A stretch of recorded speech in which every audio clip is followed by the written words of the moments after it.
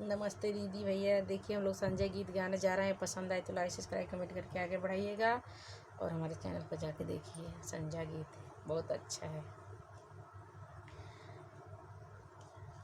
हे संझा भइलिया रे साँझत आवहो घर के देवता बैठा मोरे आंगने देवो सतरंगिया बिछाई न हो।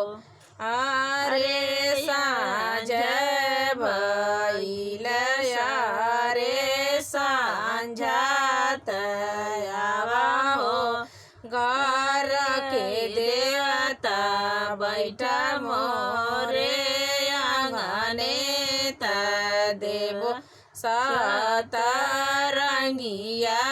बिछाई न हो।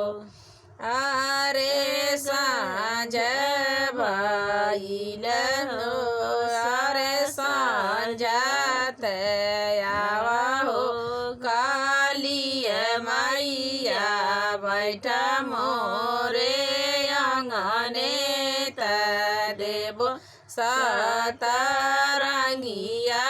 बिछाई न हो।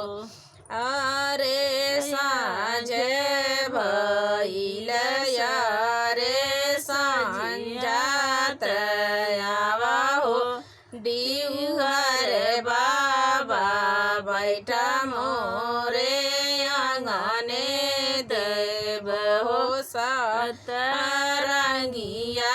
बिछाई न हो। अरे साँझ भइलिया रे साँझत आवहो घर के लक्ष्मी देवो सतरंगिया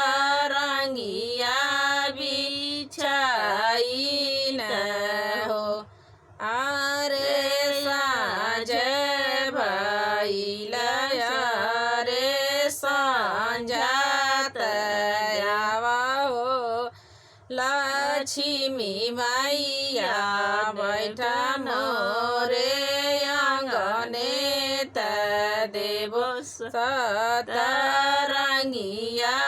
बिछाई न हो। अरे आवहो साँझा हो मैया बैठा मोरे आंगने त देवो सतरंगिया बिछाई न हो। मैया हमारे आंगन तू ही बैठा त हमारे आशीष दिया हो। मैया बैठा हमारे आंगनवा त हमके आशीष दिया। हमारो जे बेटा के बियाह होला हो के आशीष दिया हो।